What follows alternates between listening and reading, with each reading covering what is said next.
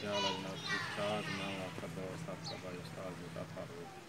दोस्तों अभी मैं आपको एक कसूरी कबूतर का शौक करवा रहा हूँ। ये देखें, कसूरी कबूतर है जी।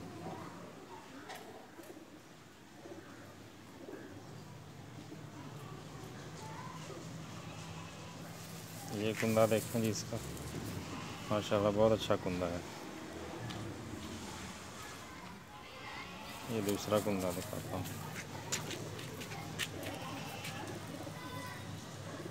बुरा बना रहा, बहुत अच्छा कुंदा है जी, पर बहुत अच्छा है इसका।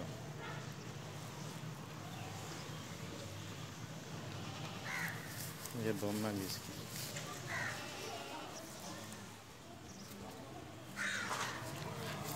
ये बॉडी शेप है इसकी।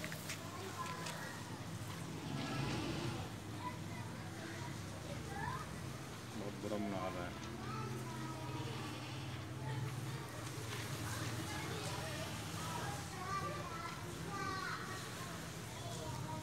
ठीक है दोस्तों, अल्लाह हाफिज़।